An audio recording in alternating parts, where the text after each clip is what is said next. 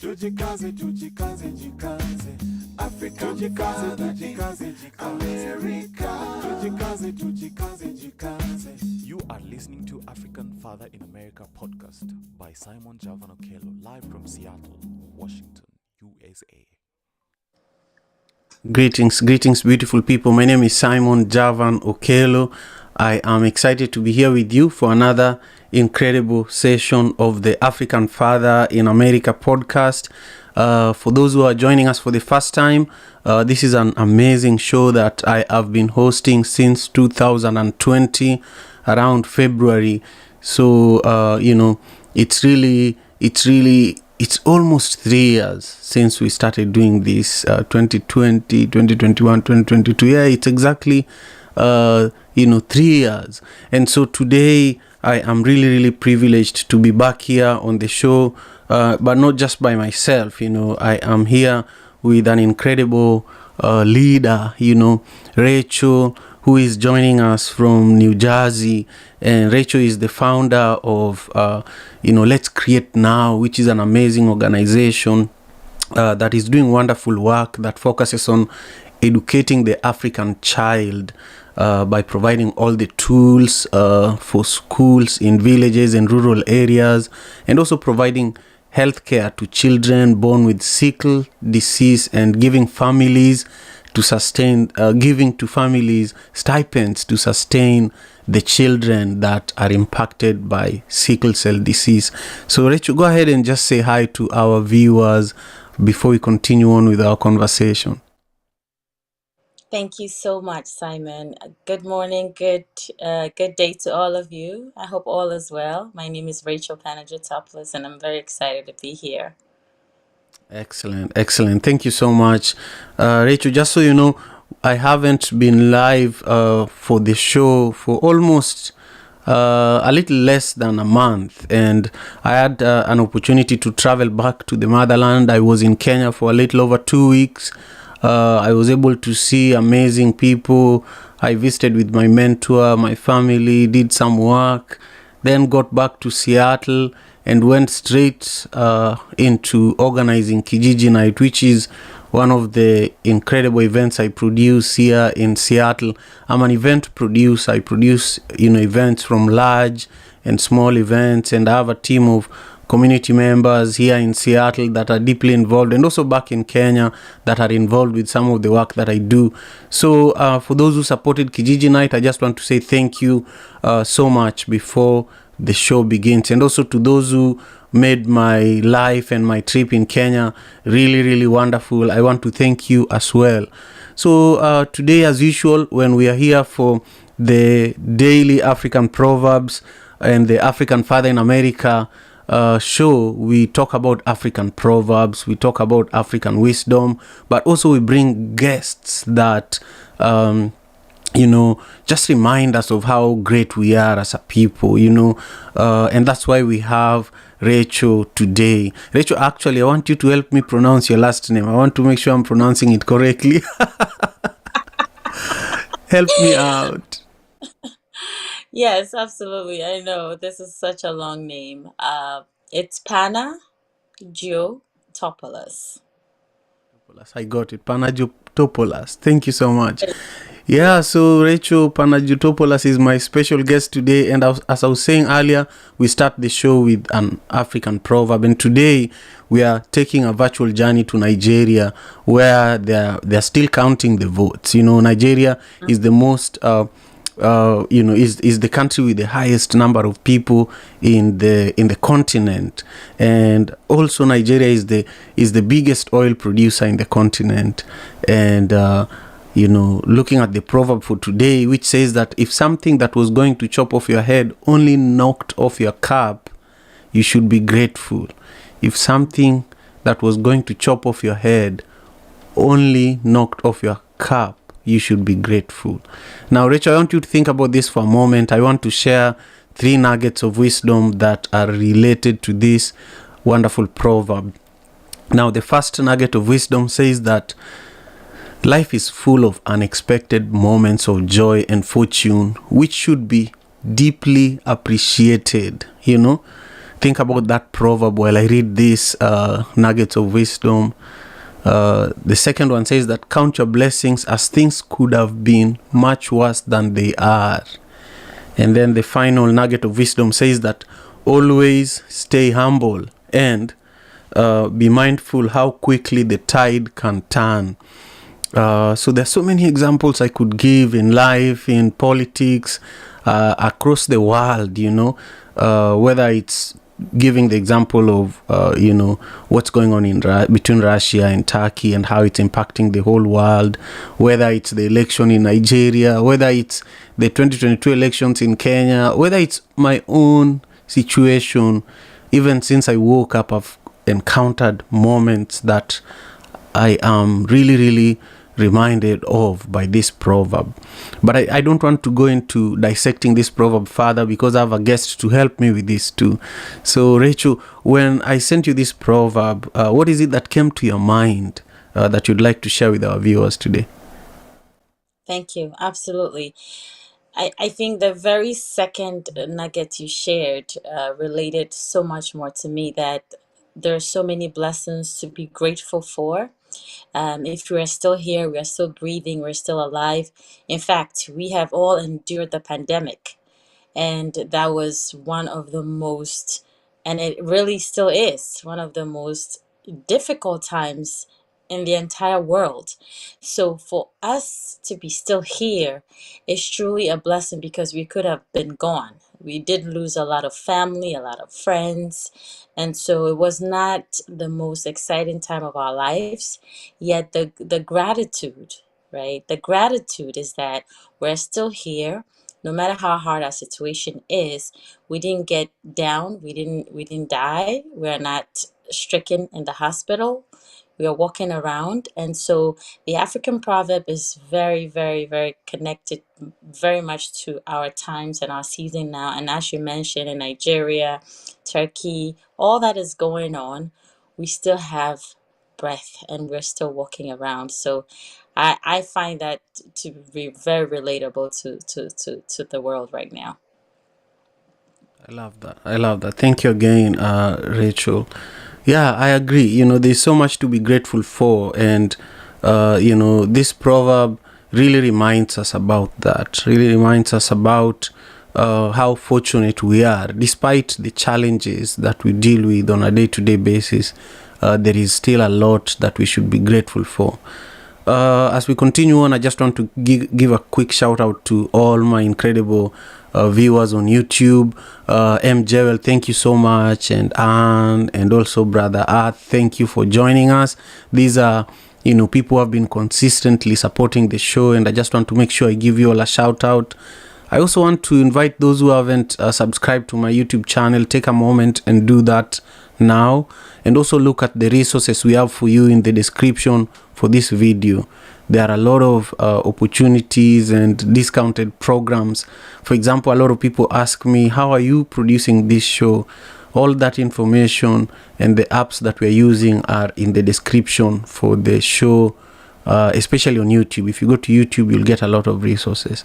Now, as we continue on with the show, one of the questions I love asking my guest, Rachel, is really, what is it that happened in your childhood that continues to inspire and drive who you are today as a leader? Because this story didn't start today. It didn't start yesterday. It started from somewhere.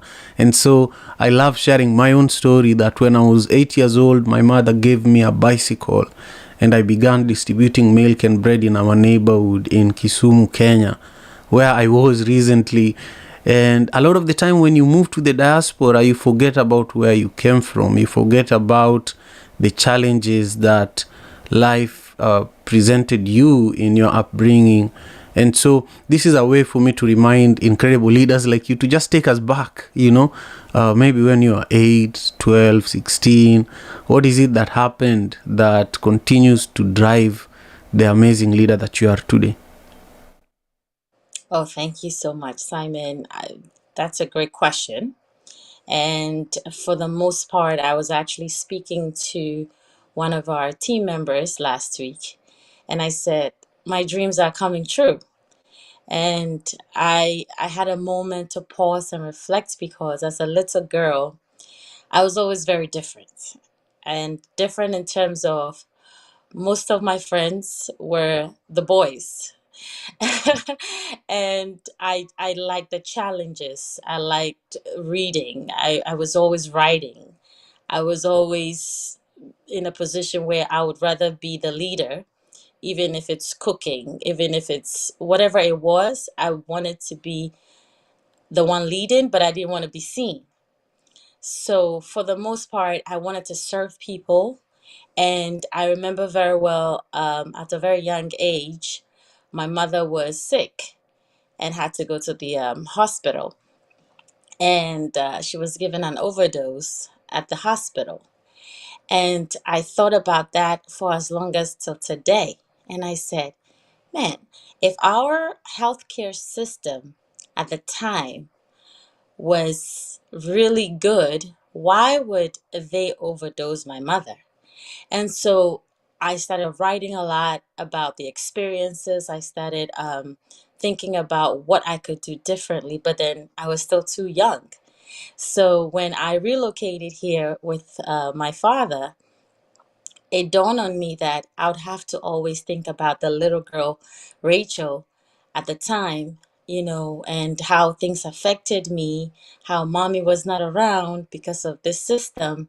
And surely enough, I just started giving back again. I will always contact my aunt back home and say, who needs some help? What can we do? I don't have all the money in the world, but I could do something, because I feel like there's always going to be a little Rachel or a little boy who's seeking a motherly attention. And really, that's all it was, until it hit that, why don't you just turn this into a grand organization? And I can do it alone. I might as well involve the village, because in Africa, as you're aware, the village raises you, and whether your mother is there or not, your grandmother, your uncles, your aunties, everybody, hence the name Let's Create Together. Because then I felt like if I did put it out, then I can get the entire village to help me continue that passion. And amazingly, Kenya is like my second home anyway. So it's just all connected to me, that whatever we're exposed to in our childhood, we can actually turn it into a dream. We can actually think about how we can impact ourselves and our society, because it's not happening just for, you know, anything. It's happening so that we will have the opportunity to see how else we can tap into that.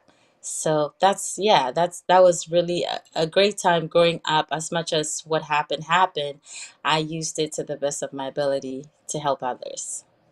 I love that. I love that. You know, I love stories, and stories, especially of leaders like you, who you turn tragedy into opportunity. You turn difficulty into you solve problems no matter what the situation is. And I just appreciate you sharing the depth of where the work that you're doing now really came from. And when you're living here in the diaspora, it's quite easy for you to forget, because there's a certain sense of comfort that comes with living here. The roads are nicely paved, the grocery store, unless it's the pandemic, there is always something where you need it, the park is always maintained, and of course we have the challenges of maybe you might lose your job, maybe you might encounter a racist who might treat you like you're not human, but back home there is always definitely challenges, with getting opportunities. There are just more challenges when it comes to when it comes to finances, especially, and so just using your privilege to serve other people, to continue living your dream the way you are describing it is just incredible. And for those who are just joining us, my name is Simon Okello. I am the host of the African Father in America podcast, and we are live on multiple platforms, actually, today. We are live on LinkedIn, we are live on Facebook, we are live on Instagram, we are live on TikTok, but we are primarily live here on YouTube because I'm testing all these other platforms for the first time. We've always been very, very focused on The way to do it is putting yourself in learning. You have to just keep learning every single day. You have to read these books, you have to watch the videos. Again, YouTube is now a university. And thanks to you and the show, even, we're here. So the opportunities are endless. And that's how I started, looking into even Africa. What is the need? What is the need if I wanted to go back to help? And based on my story, I couldn't really understand which area until I studied and I realized that, wow, sickle cell disease was on top of the list of Africans, a lot of African children. As a matter of fact, close to 300,000 children are born annually with sickle cell disease. So I was, again, going back to problem solving, I was disturbed as to why now currently this is still happening. And it was just a lack of education. It was a lack of people not knowing their sickle cell status. And as you mentioned, the rural areas, the villages, are these are our families. And I have a heart there because my grandmother's raised me. So I'm thinking, wow, if I could penetrate to some of these places and educate them that you need to know your sickle cell status, and then by knowing that, you can make an informed decision as to whether you want to have the kids or not have the kids, then perhaps some of these numbers will go down, because it can't continue every year as we're in this type of century to keep having these numbers go up. So that is how, even though organically I was trying to give back, I had to make sure there was a need that the organization will fill.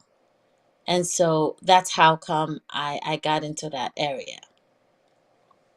Excellent. I love it. I love it. You spoke about team, and I went to your website while researching today's show and saw the team that you've built around you.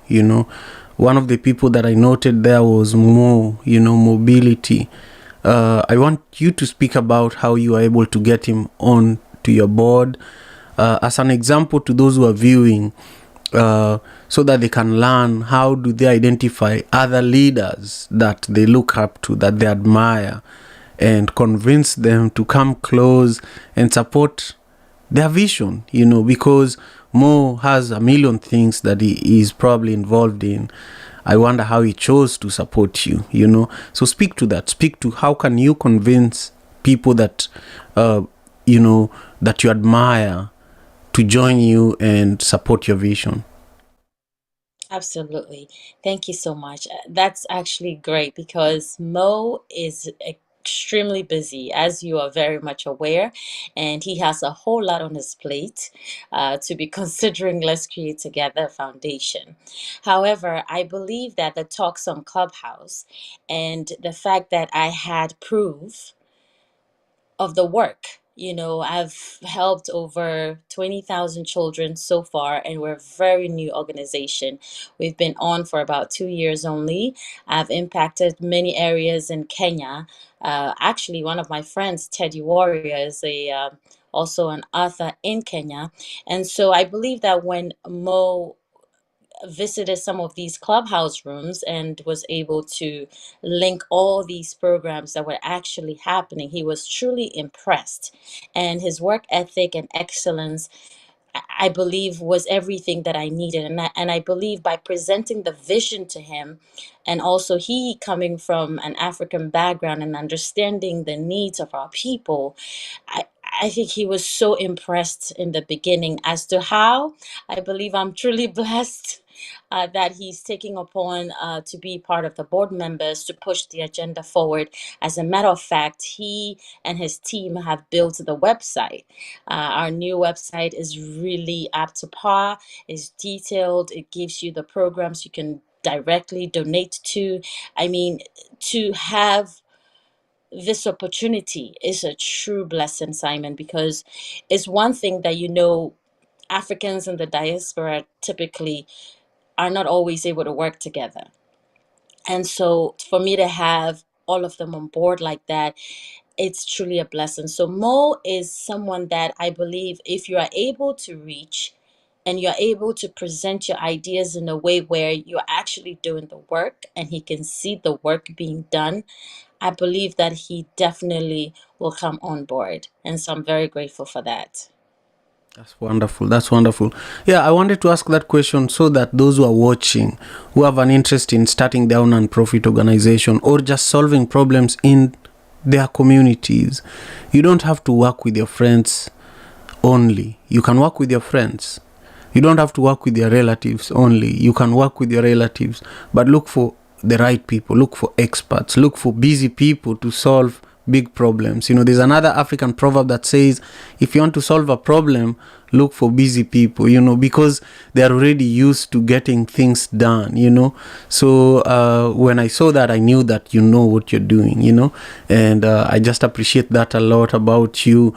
For those who are just joining us for the show today, we are back on air after a few weeks of self-care, organizing events, traveling, organizing in-person events, because this is a virtual event. This show is a virtual event, really, because we bring the community together every morning, 6 a.m. Pacific Standard Time.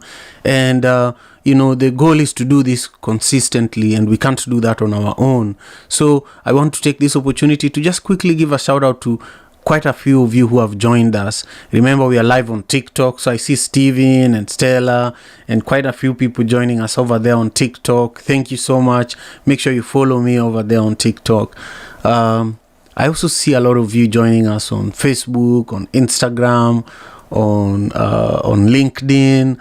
These are platforms that we are actually live on for the first time today, and our goal is to continue being consistent, continue being persistent.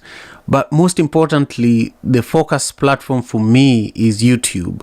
And so I would encourage you to subscribe to my YouTube channel, where we've been joined by M. Jewel, who has always been supporting the show, Brother Arth and Anne, and quite a few of you that I can't know that you're watching unless you comment.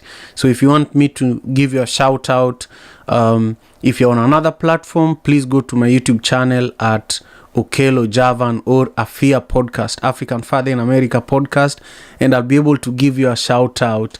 And also really make sure you subscribe. That is one of the ways that we know that you are engaged.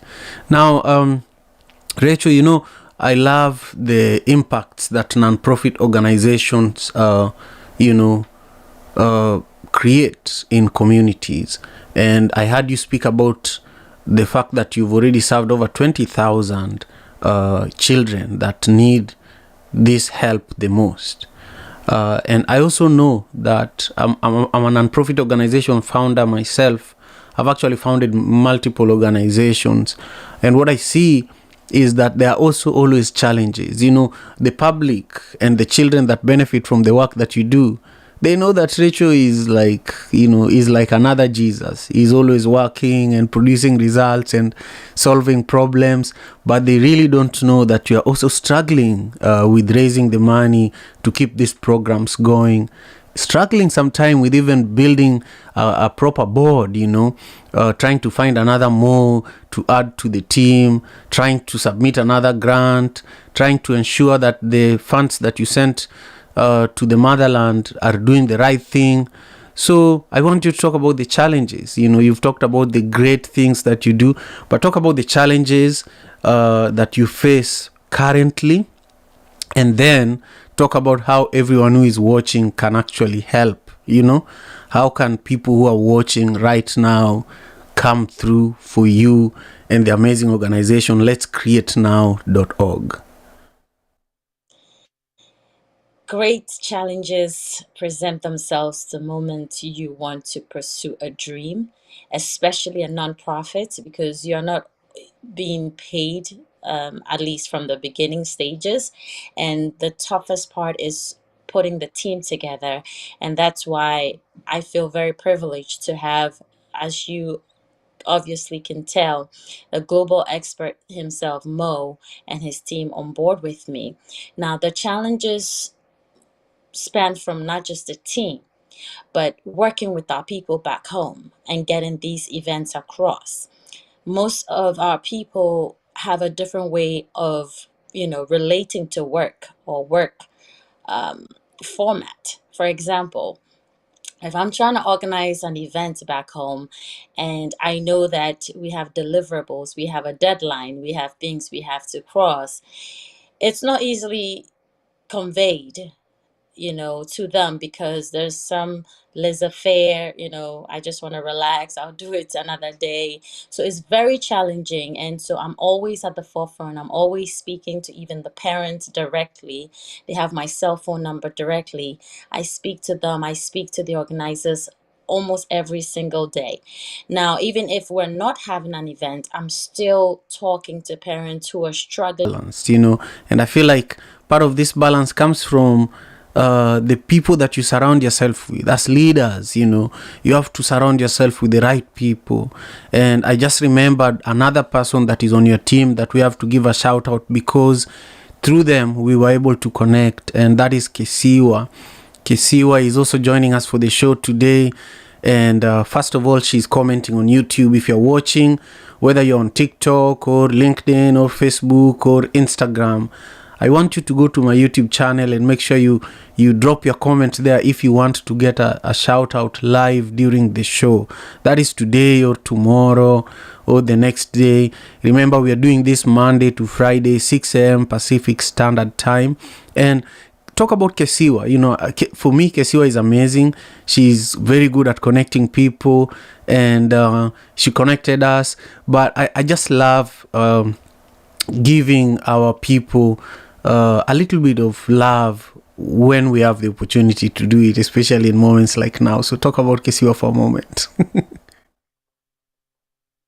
Yes, yes. Kisiwa is the heart of many people. Kisiwa is the type of person you need because, one, as you mentioned, she connects all the dots. She connects all the puzzles. And as a matter of fact, she sees even beyond. She brings ideas to me all the time. She says, Rachel, this has to go here. We have to try that. We have to try that. And I am so humbled because, as I mentioned, even building a team is very difficult. The people we started with, we are no longer on the board. And Kisiwa is just an amazing human being where no matter what is going on, we're in America, she has her work, but it's as though she's involved wholeheartedly, passionately, and with such, characteristics. I believe that she will go so far. She's already going so far, and I'm so happy that she's on my team, and I'm so happy that she's an example. Simon, she's an example that we can work together as Africans. We can work together and build a team and push the agenda forward when we have people like Kisiwa on the board, because we can't do everything on our own. And connecting even you and I today, I'm really, really, really humbled, and I'm grateful, Kisiwa. I can't say how grateful I am for your input for Let's Create Now, but I know that you know that I am very, very, very, very grateful. Thank you so much. Wonderful, wonderful. So, Rachel, first of all, to those who are just joining us, my name is Simon Okello. I am the host of the African Father in America podcast, AFIAPodcast, and we are on all podcasting platforms. So whether it's Spotify, Apple, you name it, Google Podcasts, we are everywhere.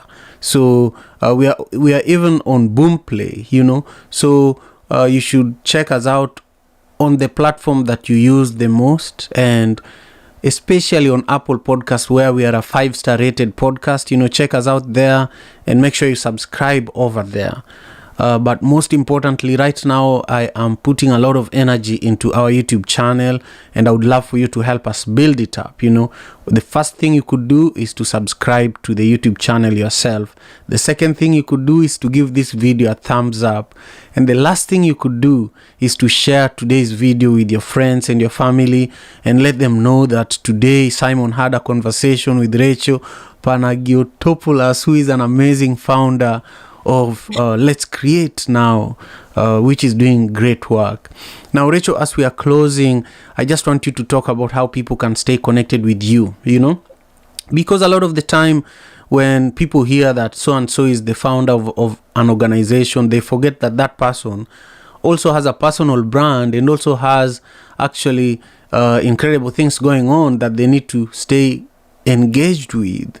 And I feel that one of the things that as founders we always miss is to share our own stories outside of our organization. So I want to make sure that you let us know how can we stay connected with you, and also just share some of your final remarks before we wrap up our show today, and then I'll speak to you, our audience members, in closing, what is going to be happening tomorrow. Thank you so much, Rachel.